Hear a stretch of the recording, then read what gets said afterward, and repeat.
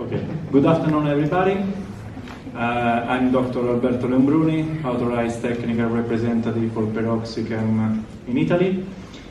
On behalf of the entire company, today I'm gonna present the remediation activity of a carbon tetrachloride and chloroform contaminated aquifer in the north of Italy, using a slow-release organic carbon amendment along with a soluble iron organic compound.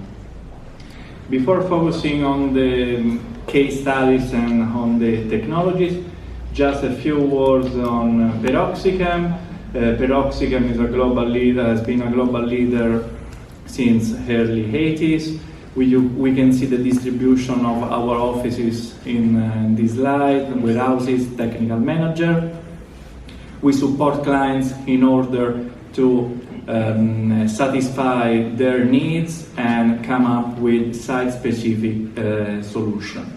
Generally speaking, our approach is to ask clients to share basic site information such as contaminant information, geochemical and hydrogeologic data in order to let us come up with a preliminary budget or a preliminary design. Here we can see how our technologies can cover, let's say, the 99% of the contaminants that you can find in a contaminated site, considering both groundwater and soil.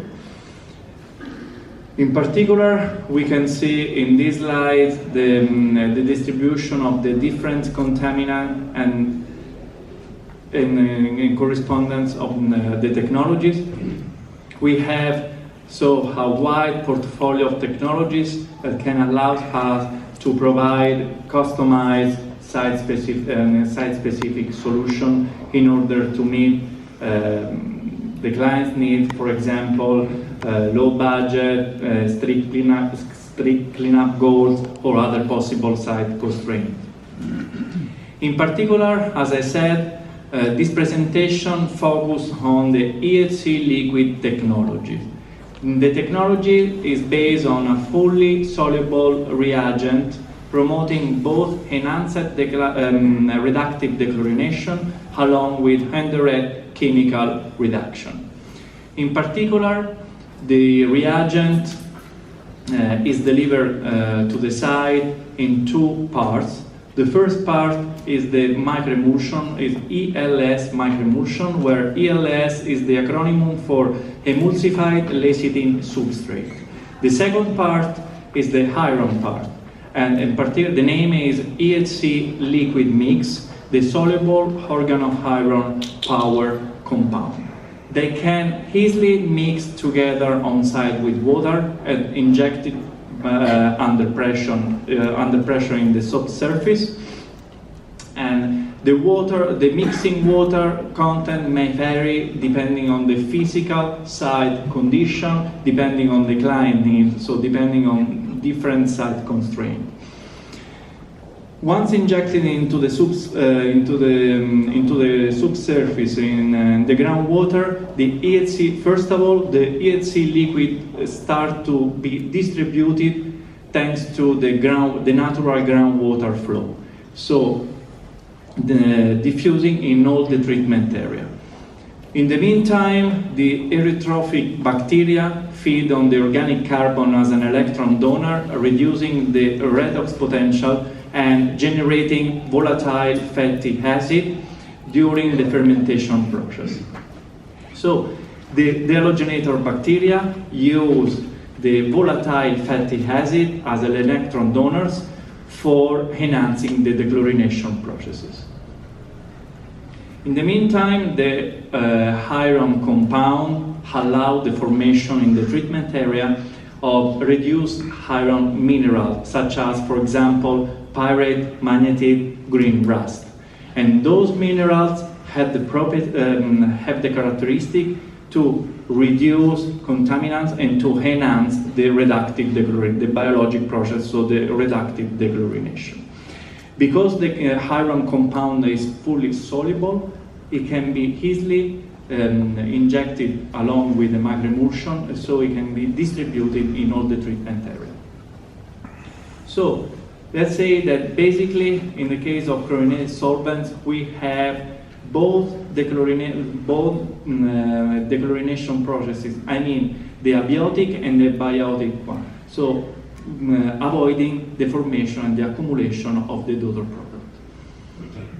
These technologies has been successfully applied in a complex industrial site in the north of Italy. In particular, the site is an active chemical plant where a wide chloroform and carbon tetrachloride contamination has been discovered in one of the main production infrastructure. You can see in the picture one of the main source area. The contamination has been, during a first phase, the consultant removed the contamination using a pump and treat approach, but after a certain period, a couple of years, the pump and treat system reached an asymptotic trend. So the second phase was about the application of the EHC liquid. Just some characteristic of the treatment area, of the source area. The treatment area was up to 2,200 square meter with a treatment thickness of approximately 9 meters between 8 and 17 meters below ground level in the shallow aquifer. We can see the cross section, and in orange the treatment area, so the saturated treatment area. The aquifer is a gravelly sandy one with a natural seepage velocity of approximately 280 meters per year.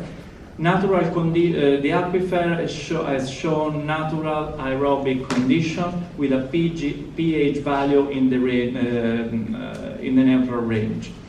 So after the pump and treat system, let's say that the asymptotic trend of the concentration was about 5 milligram per liter for carbon tetrachloride, up to 3 milligram per liter for chloroform, up to 0.5 for TCE, milligram per liter, and up to milligram per liter for Chrom 6. So before performing the injection of the EHC liquid technologies in the treatment area, the consultant and the clients verified the pump and treat system regime in the treatment area. And running a mathematical flow model, they checked that that pumping regime could have affected the treatment area, removing the technology, so then the EHC liquid technologies. So what they have done, they have remodulated the pumping rate in order to keep natural condition in the treatment area, so having approximately 280 meters per year in the treatment area, and but at the same time maintaining a pump and treat system at the downstream boundary of the site, so to protect the aquifer outside the chemical plant, the chemical facility. Afterwards, in December 2017, approximately, we performed the injection. In particular, we can see in the map in red the injection point, in green the monitoring wells, and in orange the multi-level wells. We performed the injection approximately through 300 kilograms of ELS Microemulsion concentrate per point plus 70 kilograms of the organo-ferrous compound for a total of approximately 91 cubic meter of EHC liquid emulsion in a 10% dilution. And here the results 15 months in the next 15 months after the application. What we can see for two of the main monitoring wells at the downstream boundary of the site.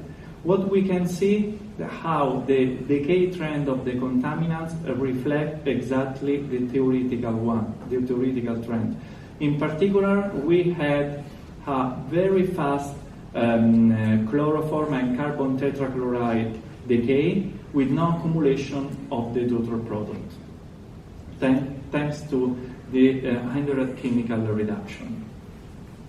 Same behavior has been observed in all the other monitoring wells, and also we checked at different depth in the treated aquifer, observing exactly the same behavior. So same with no accumulation of daughter product and with a rapid decay of chloroform and carbon tetrachloride. In this slide we can see a summary of the concentration of the contaminant in all the treated area, and we can observe how after approximately 12 months from the injection, just few microgram per liter of DCM were left on site. So confirming how the process was complete in all the area. About field parameters we monitored confirm how the strong reducing condition has been established in all the treatment area. And same for Chrome 6, where we observed no detection limits approximately after a couple of months from the injection. So Chrome 6 were below the detection limit, and we observed an increase of iron manganese as anaerobic catabolite, and reduction on redox potential and dissolvent oxygen. Thank you for your attention.